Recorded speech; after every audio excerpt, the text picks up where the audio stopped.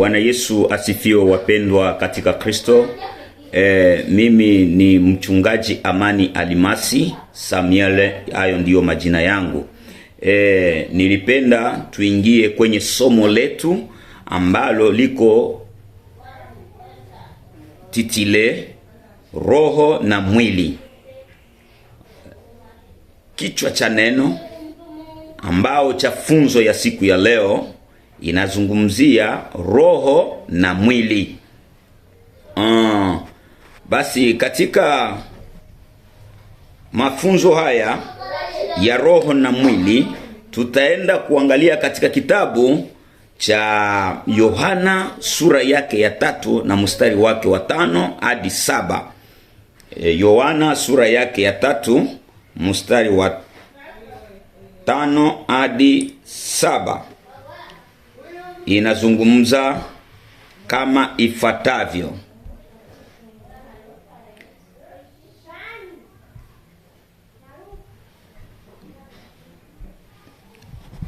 Nasoma katika jina la Yesu Kristo. Yesu akajibu, amin amin nawaambia, mtu asipozaliwa kwa maji na kwa roho hawezi kuingia ufalme wa Mungu. 6 inasema, kilichozaliwa kwa mwili ni mwili na kilichozaliwa kwa roho ni roho. 7 kwa kumalizia, usistaajabu kwa kuwa nilikuambia hamna budi kuzaliwa mara ya pili. Amen. Amen. Hapa nakizani tulisema ya kwamba kichwa chetu cha neno ambacho tutakachozungumzia ni roho na mwili. Ebu mwandishi wa kitabu hiki ni Yohana, mwanafunzi wa Yesu, ndiye aliyekuwa mwandishi wa kitabu hiki, na anazungumza vizuri sana katika habari hii ya roho na mwili. Maana hii ilikuwa ni historia ya Nikodemu. Nikodemu alikuwa mwalimu, alikuwa docteur en théologie, lakini hakujua habari ya ufalme wa mbinguni. Na katika kutokujua ufalme wa mbinguni, akamuona Yesu wakati alipomfikia. Ikambidi Nikodemu amfikie Yesu usiku, kwa sababu alikimbia habari ya Mafarisayo wenzake. Wanapomuona jinsi anavyomfuata Yesu, basi wataanza kumlaumu na kumuatake, kumfuatilia kwa sababu ya jambo kama na hilo. Maana walikuwa wapinga Kristo, tunaweza kusema hivyo, kwa sababu walikuwa wanampinga Kristo katika maneno yake ambao walikuwa amekuja nayo ya kusema kwamba yeye ni Mesi.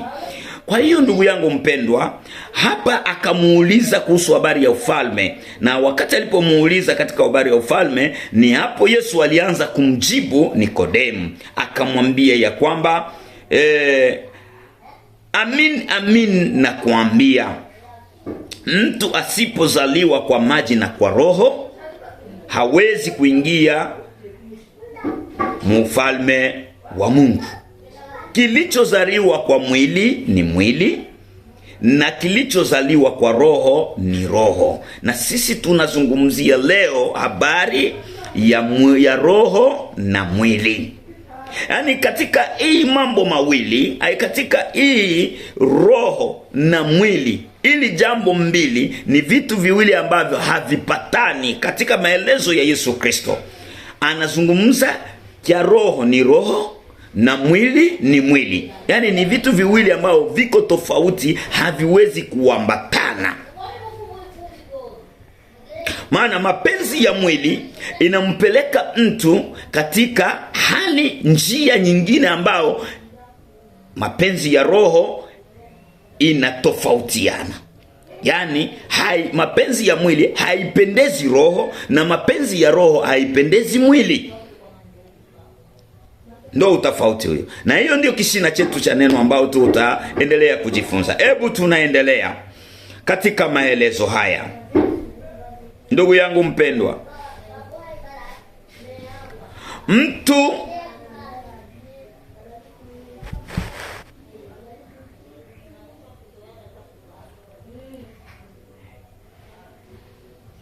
itakuwa vigumu sana kumfanya mtu aliyezaliwa kipofu kuelewa kuhusu rangi za vitu.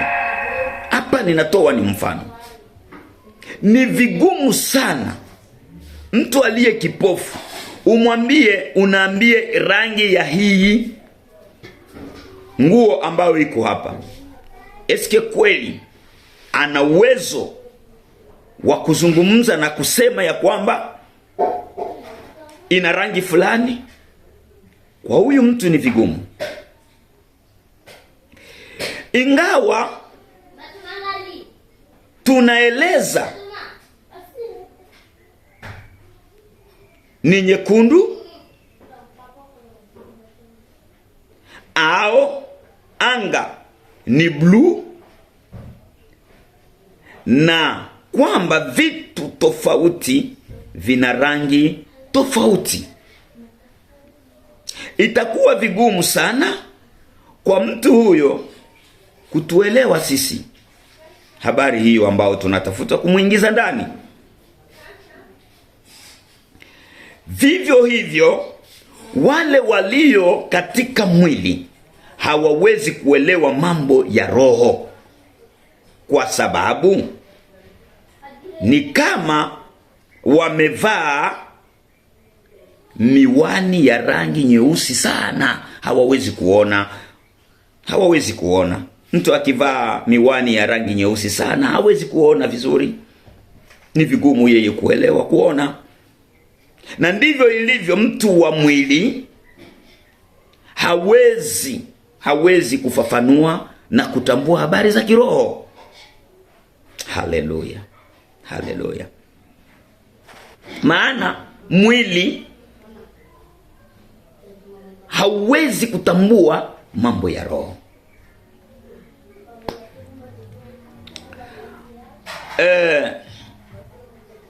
Kama ilivyosemwa katika Wakorinto wa kwanza sura yake ya 2 mstari wa 14, lakini mtu wa kawaida hapokei mambo ya roho wa Mungu, kwa maana ni upumbavu kwake, wala hawezi kuwajua, kwa sababu wametambuliwa kiroho. Wale walio katika mwili hawawezi hata kuelewa mambo ya kiroho. Hapa ni Paulo anazungumza katika kitabu cha Wakorinto wa kwanza sura yake ya 2 mstari wake wa 14. Ndio huu msemo ambao ninatoka kuusoma hapa. Iko vigumu mtu ambaye aliye wa mwilini atambue mambo ya kiroho. Ni vigumu mtu wa mwilini atambue mtu wa kiroho. Iko vigumu. Ndugu yangu mpendwa, Yesu Kristo